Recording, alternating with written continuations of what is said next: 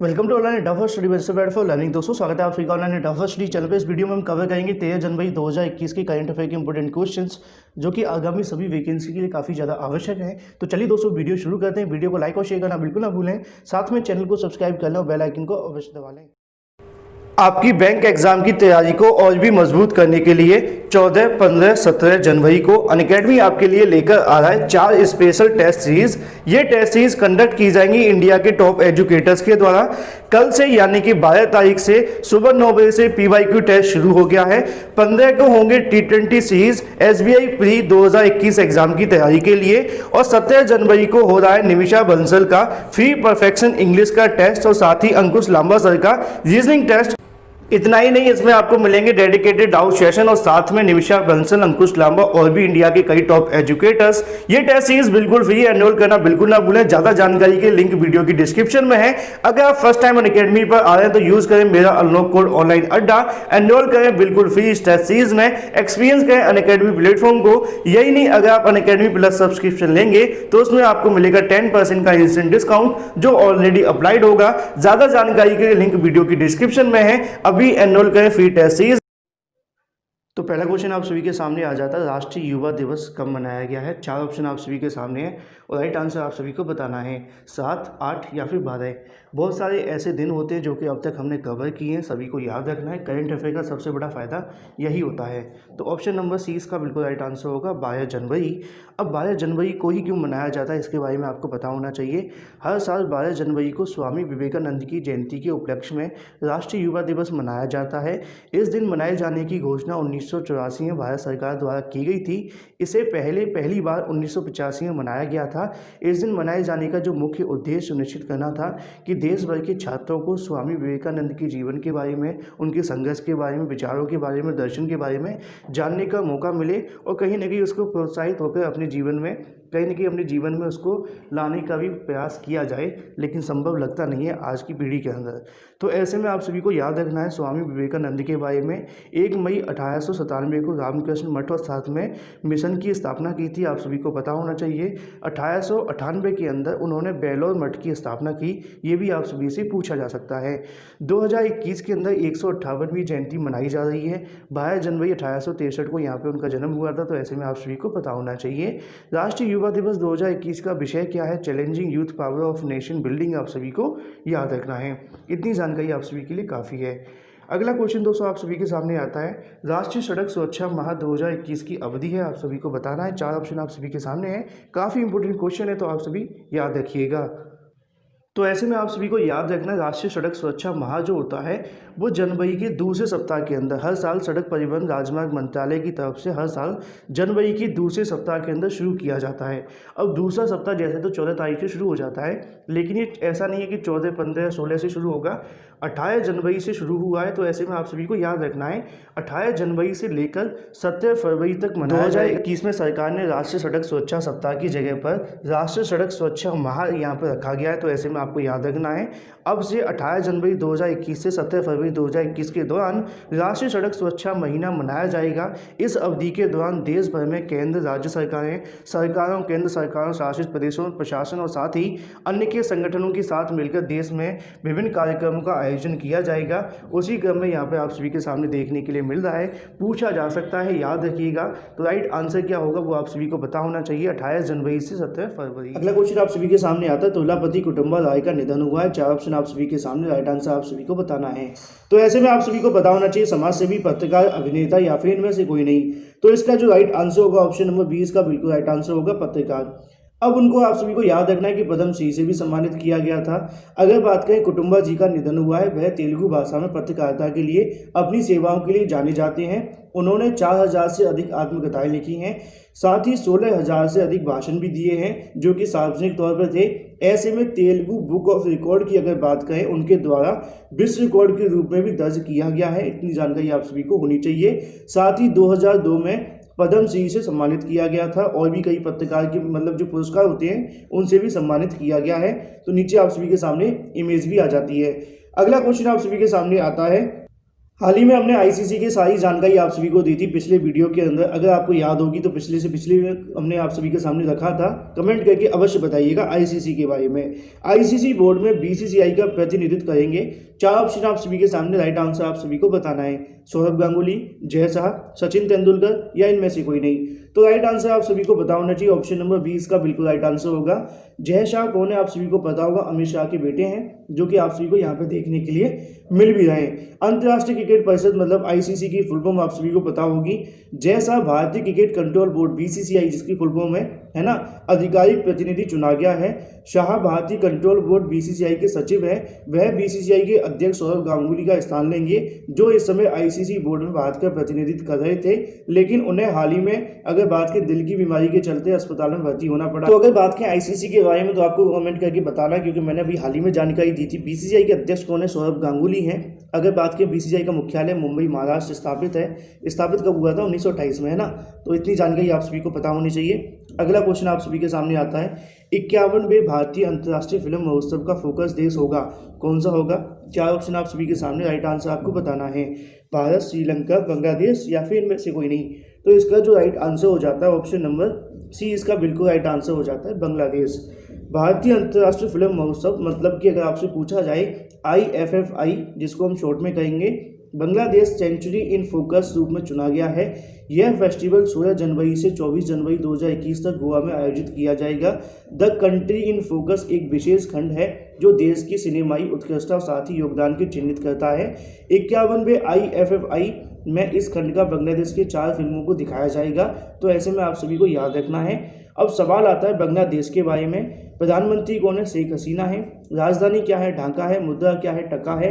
बांग्लादेश के राष्ट्रपति अब्दुल हमीद हैं। इतनी जानकारी आप सभी के लिए काफ़ी है। पूछा जा सकता है कि IFFI, जिसको हम फुल फॉर्म कहेंगे international film festival of India, Goa में प्रतिवर्ष 1952 से आयोजित किया जा रहा है। इस कार्यक्रम का आयोजन क्या कब हुआ था, मतलब तो संयुक्त राज्य के फिल्म समारोह निदेशालय, सूचना प्रसारण मंत्रालय और साथ ही राज्य सरकार गोवा राज्य द्वारा किया जाता है। तो उन्हीं के द्वारा आप सभी को देखने के लिए मिल रहा है। अगली जानकारी आप सभी के सामने आती है इमेज को लेकर, जो कि आप लोग देख भी सकते हैं। अगला क्वेश्चन आता है जो कि आप सभी के सामने, ICRA ने फाइनेंशियल ईयर, जिसको हम हिंदी में कहेंगे वित्त वर्ष 22 में भारत की वास्तविक GDP में वृद्धि का अनुमान जताया है। 4 ऑप्शन आप सभी के सामने, राइट आंसर आप सभी को बताना है। तो राइट आंसर आप सभी को पता भी होना चाहिए। तो राष्ट्रीय एजेंसी रेटिंग की अगर बात करें, यहाँ पर उनकी तरफ से वित्त वर्ष 21 और 22 के लिए भारत की जो वास्तविक सकल घरेलू उत्पाद, जिसको हम GDP कहते हैं, 10.1% है ना। परसेंट तो इसके पीछे लगाने की आवश्यकता नहीं, आपको पता ही होगा। तो ऐसे में आप सभी को याद रखना है। ऑप्शन नंबर ए इसका बिल्कुल राइट आंसर हो जाएगा, ऑप्शन नंबर ए। तो यहाँ पे इतना अनुमान उन्होंने जताया है। अगर बात करें चालू वर्ष जो कि फिलहाल चल रहा है 20 और 21, भारत की GDP -7.8 रहने का अनुमान जताया था, जो कि अगर बात करें आर्थिक गतिविधियों निरंतर सामान्य होने में कोविड-19 की वैक्सीन आने की घोषणा के कारण अर्थव्यवस्था तेजी से बढ़ने की संभावना जताई गई है।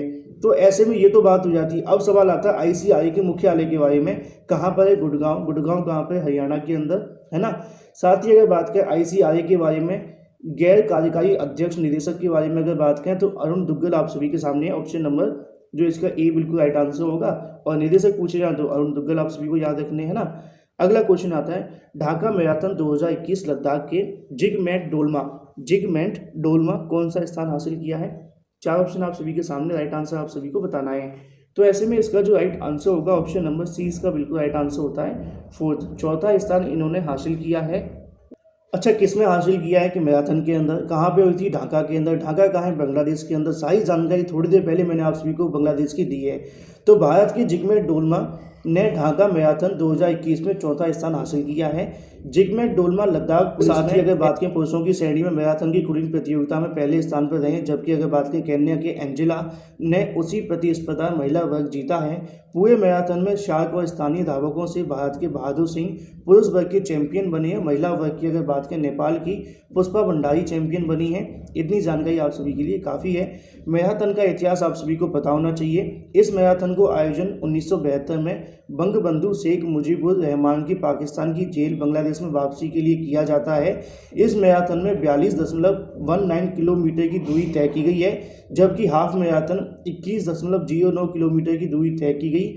Bharat, Morocco, Kenya, France, Nepal और इथियोपिया सहित दुनिया भर के एथलीटों ने इस आयोजन में हिस्सा लिया। तो ऐसे में आप सभी को याद रखना है, बांग्लादेश के गृह मंत्री के द्वारा खान ने यहाँ पर ढाका आर्मी स्टेडियम में कार्यक्रम का उद्घाटन किया था। तो ऐसे में आप सभी को पता होना चाहिए। नीचे आप सभी के सामने इमेज भी आ जाती है जो कि चौथे स्थान पर रहे हैं। अगला क्वेश्चन आप सभी के सामने आता है, समुद्र तट पर आरंभ हुआ तटीय रक्षा अभियान को नाम दिया गया है। क्या नाम दिया है आप सभी से पूछा गया। 4 ऑप्शन आप सभी के सामने हैं, C21, C vigil 21, C vigil 19 या इनमें से कोई नहीं। 4 ऑप्शनों में से राइट आंसर आप सभी को पता होना चाहिए। तो ऐसे में 21 चल रहा है, 2021 चल रहा है, तभी शुरू हुआ है। तो ऑप्शन नंबर बी इसका बिल्कुल राइट आंसर हो जाएगा। सी विजिल 21 इसका बिल्कुल राइट आंसर है। समुद्र तट पर देश की समुद्री सेना और साथ में तत्परता परीक्षण के लिए प्रमुख अभ्यास शुरू हो गया है। यह द्विवार्षिक अखिल भारतीय तटीय रक्षा अभ्यास है, इसके बारे में आपको पता होना चाहिए, जिसका नाम है सी विजिल 21। दूसरा संस्करण 12 तारीख से और साथ में 13 जनवरी को आयोजित किया जाएगा। यह भारत का सबसे बड़ा तटीय रक्षा अभ्यास होगा, जो कि transition from peace to conflict आप सभी को याद रखना है इसके बारे में। साथ ही अगर बात करें नीचे इनकी नौसेना प्रमुख के बारे में, तो एडमिरल करमबीर आप सभी को याद रखना है। नौसेना की स्थापना कब हुई थी? 26 जनवरी 1950 में हुई थी। नीचे आप सभी के सामने इमेज के माध्यम से भी देखने के लिए मिल जाएगा। अगला क्वेश्चन आप सभी के सामने आता है, हाल ही में नील सिंहान का निधन हुआ है, उनका संबंध आप सभी से पूछा गया है। तो ऐसे में आप सभी को याद रखना है, अभिनेता, समाजसेवी, लेखक या पत्रकार। ऑप्शन नंबर सी इसका बिल्कुल राइट आंसर हो जाएगा, लेखक और पत्रकार के बारे में। तो पुलित्जर पुरस्कार विजेता लेखक पत्रकार नील सिंहान का निधन हुआ है। तो ऐसे में आपको याद रखना है 1962 से 1966 तक United press international of times के लिए वियतनाम युद्ध कवर भी किया था। उन्होंने 1989 में a bright shining light John pol one America in Vietnam के लिए पुलित्जर पुरस्कार से सम्मानित भी किया गया है, जो कि राष्ट्र पुरस्कार जीता था। तो ऐसे में आप सभी को याद रखना है। नीचे आप सभी के सामने इमेज भी आ जाती है, जो कि आप लोग यहाँ देख सकते हैं। अगला क्वेश्चन आता है, अगला क्वेश्चन आप सभी के सामने, सबसे अधिक उम्र की जीवित ओलंपिक चैंपियन ने अपना डैश जन्मदिन मनाया है। कौन सा जन्मदिन मनाया? 88, 99 या फिर शतक कर दिया है। 4 ऑप्शन आप सभी के सामने, राइट आंसर आप सभी को बताना है। तो ऐसे में इसका जो राइट आंसर होगा ऑप्शन नंबर ए इसका बिल्कुल राइट आंसर है। तो यहाँ पे आप सभी के सामने इमेज भी देखने के लिए मिलेगी। सबसे अधिक उम्र की जीवित ओलंपिक चैंपियन जिनका नाम है अग्नेस कैलेटी। अग्नेस कैलेटी ने अपना 100वां जन्मदिन मनाया है। वह अपने देश की सबसे सफल ओलंपियन में से एक हैं, जिन्होंने ओलंपिक गेम्स अगर बात करें हेलसिंकी में 1952, साथ ही मेलबर्न 1956 में जिम्नास्टिक हंगरी के लिए 10 पदक जीते थे। तो ऐसे में आप सभी को याद रखना है, सबसे ज़्यादा उम्र की हैं। यहाँ पे आप सभी देख सकते हैं 100वां जन्मदिन आप सभी के सामने आ जाता है। तो ऐसे में इनका नाम आप सभी याद रखिएगा, पूछा जा सकता है। अग्नेस कैलेटी इसका बिल्कुल राइट आंसर होगा। तो यहाँ पे अगर बात करें, कैलेटी ने ऑस्ट्रेलिया आश्चर्यजनक प्रदर्शन दिखाने के लिए पहले फिनलैंड साथ में फ्लोर इवेंट जीता और साथ में 19वें वर्ष बैलेंस में बीम फ्लोर साथ ही अगर बात करें टीम में 4 स्वर्ण जीते हैं। 35 साल की उम्र में ओलंपिक खिताब जीतने वाली सबसे ज़्यादा उम्र की महिला जिम्नास्ट बनी थी। तो ऐसे में आप सभी को इसलिए भी याद रखना है। अगला क्वेश्चन आप सभी के सामने आता है, खादी प्राकृतिक पेंट किसके द्वारा लॉन्च किया जाएगा? 4 ऑप्शन आप सभी के सामने हैं और राइट आंसर आप सभी को बताना है। तो किसके द्वारा किया जाएगा आप सभी को पता होना चाहिए, नरेंद्र मोदी, नितिन गडकरी या फिर अमित शाह। ऑप्शन नंबर 20 का बिल्कुल राइट आंसर होगा नितिन गडकरी। नीचे आप सभी के सामने जो पेंट की इमेज है वो भी आप सभी को देखने के लिए मिल जाएगी। यहाँ पे आप सभी को जिस प्रकार के डब्बे देखने के लिए मिलेंगे, केंद्रीय सड़क परिवहन राजमार्ग मंत्री नितिन गडकरी खादी एवं ग्राम उद्योग द्वारा विकसित अभिनव पेंट को लॉन्च किया जाएगा, जो कि आप सभी देख पा रहे हैं। अगर बात करें खादी प्राकृतिक पेंट का नामक यह पेंट पर्यावरण अनुकूल विष रहित साधारण फफूंदी रोधी जीवाणु रोधी के साथ अपनी तरह पहला उत्पाद होगा। इसके बारे में आप सभी को पता होना चाहिए। पेंट के बारे में अगर बात करें तो मुख्य घटक के रूप में गाय के गोबर पर आधारित यह पेंट किफ़ायती, गंधहीन, साथ ही जिसे भारतीय मानक ब्यूरो द्वारा प्रमाणित किया गया है। खादी प्राकृतिक पेंट द्वारा रूपों यानी अगर बात करें डिस्टेम्पर पेंट या प्लास्टिक इम्बुलेशन पेंट उपलब्ध हैं। खादी जो प्राकृतिक पेंट है उसमें उत्पादन प्रधानमंत्री के किसानों की आय बढ़ाने के लिए किया गया है। तो ऐसे में आप सभी को याद रखना है, बाकी किसानों को लेकर आप सभी को पता ही है। अगला क्वेश्चन आप सभी के सामने आता है, कोविड-19 वैक्सीन के लिए गठित अधिकार प्राप्त पैनल प्रमुख होंगे। 4 ऑप्शन आप सभी के सामने, राइट आंसर आप सभी को बताना है। रितु शर्मा, आर एस शर्मा, पंकज मित्तल या इनमें से कोई नहीं। तो 4 ऑप्शनों में से इसका जो राइट आंसर होगा ऑप्शन नंबर बी इसका बिल्कुल राइट आंसर हो जाएगा, आर एस शर्मा। तो ऐसे में आपको याद रखना है, केंद्र सरकार ने पूर्व ट्राई प्रमुख आर एस शर्मा को कोविड-19 वैक्सीन के प्रशासन के लिए गठित अधिकार प्राप्त समिति का अध्यक्ष नियुक्त किया है। शर्मा की अध्यक्षता में 10 सदस्यीय टीम गठित की गई है। यह कदम भारत में मेगा टीकाकरण अभियान शुरू होने के कुछ दिन पहले उठाया गया है। उन्हें कोविड-19 की वैक्सीन के प्रशासन पर राष्ट्रीय विशेषज्ञ समूह के सदस्य के रूप में शामिल किया गया है, जिसका गठन अगस्त 2020 में किया गया था। तो ऐसे में आप सभी को याद भी रखना है, आया शर्मा पहले व्यक्ति थे जिन्होंने आधिकारिक तौर पर 2020 की गर्मियों में सरकार में टीकाकरण वितरण पर चर्चा शुरू की थी, जब कोविड-19 मामले अपने चरम पर थे। तो ऐसे में आपको याद भी रखना है। तो ऑप्शन नंबर बी इसका बिल्कुल राइट आंसर होता है। नीचे उनकी इमेज भी आप सभी के सामने आ जाती है। साथ ही अगर बात करें पिछले वीडियो के क्वेश्चन के बारे में, सेना के जवानों के लिए शुरू किया गया, तो ऐसे में आपको याद रखना है इसका जो राइट आंसर था बंधन बैंक, काफ़ी अभ्यर्थी ने बताया था। साथ ही क्वेश्चन ऑफ द डे आप सभी के सामने आ जाता है। वीडियो को लाइक और शेयर करना बिल्कुल ना भूलें, साथ में चैनल को सब्सक्राइब करना और बेल आइकन को अवश्य दबा लें। 26 में कोलकाता अंतर्राष्ट्रीय फिल्म महोत्सव का उद्घाटन किया है, किसने किया? 4 ऑप्शन आप सभी के सामने है। आज भी इससे संबंध में क्वेश्चन पूछे गए थे, तो वीडियो को लाइक और शेयर करना बिल्कुल ना भूलें, साथ में चैनल को सब्सक्राइब करना, बेल आइकन को दबा लें। So guys, thank you for watching. आपकी बैंक एग्जाम की तैयारी को और भी मजबूत करने के लिए 14, 15, 17 जनवरी को अनअकैडमी आपके लिए लेकर आ रहा है 4 स्पेशल टेस्ट सीरीज। ये टेस्ट सीरीज कंडक्ट की जाएंगी इंडिया के टॉप एजुकेटर्स के द्वारा। कल से यानी कि 12 तारीख से सुबह 9 बजे से PYQ टेस्ट शुरू हो गया है। 15 को होंगे T20 series SBI pre 2021 exam की तैयारी के लिए, और 17 जनवरी को हो रहा है निमिषा बंसल का फ्री परफेक्शन इंग्लिश का टेस्ट, और साथ ही अंकुश लांबा सर का रीजनिंग टेस्ट। इतना ही नहीं, इसमें आपको मिलेंगे डेडिकेटेड डाउट सेशन, और साथ में निमिषा बंसल, अंकुश लांबा और भी इंडिया के कई टॉप एजुकेटर्स। ये टेस्ट सीरीज बिल्कुल फ्री, एनरोल करना बिल्कुल ना भूलें। ज्यादा जानकारी के लिंक वीडियो की डिस्क्रिप्शन में है। अगर आप फर्स्ट टाइम अनअकैडमी पर आ रहे हैं तो यूज करें मेरा अनलॉक कोड ऑनलाइन अड्डा, एनरोल करें बिल्कुल फ्री इस टेस्ट सीरीज में, एक्सपीरियंस करें अनअकैडमी प्लेटफॉर्म को। यही नहीं, अगर आप अनअकैडमी प्लस सब्सक्रिप्शन लेंगे तो उसमें आपको मिलेगा 10% का इंस्टेंट डिस्काउंट, जो ऑलरेडी अप्लाइड होगा। ज्यादा जानकारी के लिए लिंक वीडियो की डिस्क्रिप्शन में है। अभी एनरोल करें फ्री टेस्ट सीरीज।